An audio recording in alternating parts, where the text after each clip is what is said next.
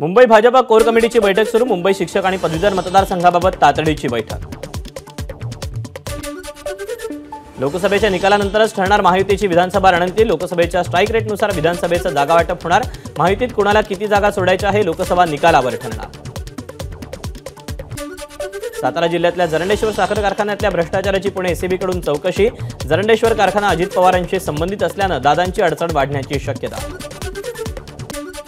अजित पवारांच्या जरंडेश्वर कारखान्याप्रकरणी सुरू असलेल्या चौकशीवर बोलण्यास मुख्यमंत्री एकनाथ शिंदेंचा नकार। मुंबई शिक्षक मतदारसंघाची निवडणूक राष्ट्रवादीने लढवावी। देवगिरीतल्या बंगल्यावरच्या बैठकीत छगन भुजबळांची भूमिका। छगन भुजबळ नेहमी भाजपला डिवचत असतात, त्यांनी स्वतःला आवरलं पाहिजे। निलेश राणेंची भुजबळांवर टीका। मनसे नेते बाळा नांदगावकरांनी घेतली उपमुख्यमंत्री देवेंद्र फडणवीसांची भेट। वैयक्तिक भेट असल्याची नांदगावकरांची माहिती।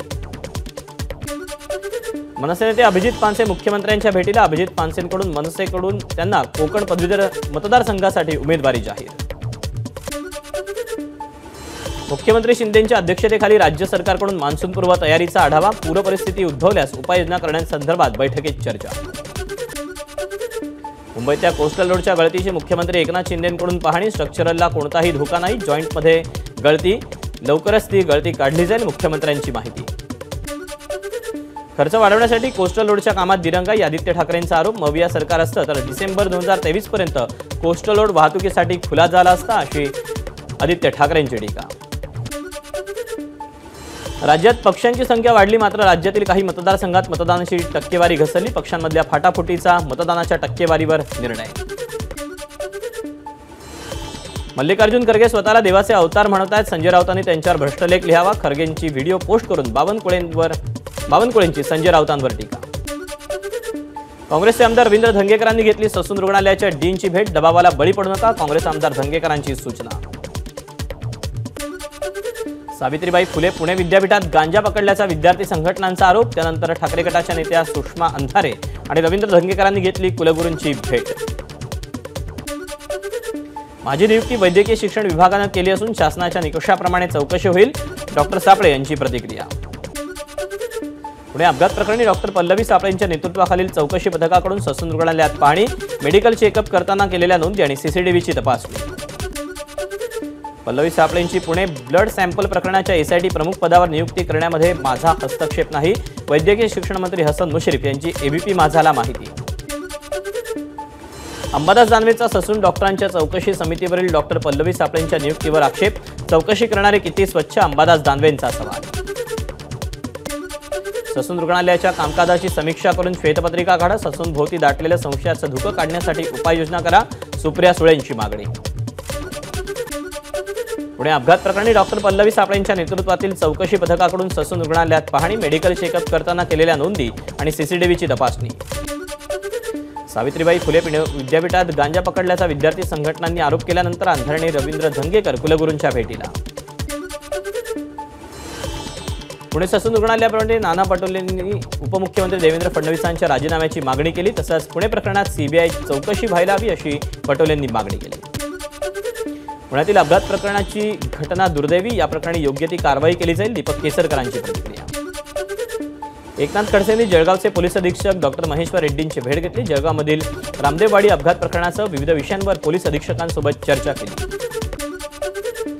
बीडच्या मुंडेवाडीत समाजात तेढ निर्माण करणाऱ्या 263 पोस्ट पोलिसांनी काढून टाकल्या। एकाला अटक केली तर 191 नागरिकांवर पोलिसांची कारवाई। माळशिरस तालुक्यातील गिरवी गावात पाणी टंचाई, गावात पाणी पुरवठा होत नसल्यानं गावकऱ्यांमध्ये संताप। भंडाऱ्याच्या तुमसर बाजार समितीवर भाजपचा सभापती तर राष्ट्रवादी शरद पवार गटाचा उपसभापती। दोन्ही पक्षांनी काँग्रेस आणि अजित पवार गटाला सत्तेपासून दूर ठेवलं। पुढील काही दिवस पश्चिम विदर्भात उष्णतेची लाट, पहिल्यांदाच विदर्भाचं तापमान 47 अंश सेल्सिअसच्या पुढे। भंडाऱ्यात उष्णतेच्या लाटेचा कहर, पारा 45 अंशांवर। भंडाऱ्यामध्ये 2.5 वर्षांनंतर सर्वात उष्ण दिवसाची नोंद। चंद्रपूर जिल्ह्यात उष्णतेची लाट, तापमानाचा पारा 47 अंशांच्या पार। पुढील 2 दिवस चंद्रपूर भागामध्ये हवामान खात्याकडून ऑरेंज अलर्ट। नवी मुंबईच्या एपीएमसी मार्केटमध्ये भाजीपाल्याची आवक घटल्यानं दरात वाढ, कडाक्याचं ऊन आणि अवकाळी पावसाचा फटका। हिंगोलीच्या लक्ष्मण नाईक तांडा गावात पाणी टंचाई, मागणी करूनही गावाला टँकर मिळेना। गावातील पाणी टंचाईमुळे 50% अधिक नागरिकांचं स्थलांतर।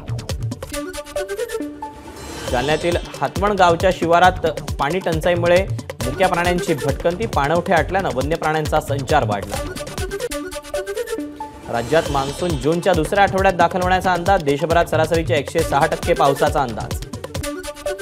सांगलीच्या आटपाडी तालुक्यात खांजोनवाडीतील प्रणव सूर्यवंशी 10वी मध्ये 48.20% पास, कमी टक्के मिळवून देखील गावकऱ्यांनी लावले अभिनंदनाचे बॅनर.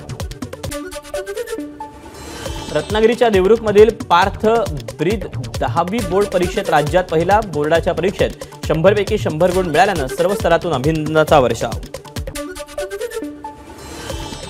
नाशिकच्या भगूर येथील सावरकर स्मारकात सावरकरांची जयंती साजरी, सावरकरांना अभिवादन करण्यासाठी सावरकर प्रेमींची गर्दी.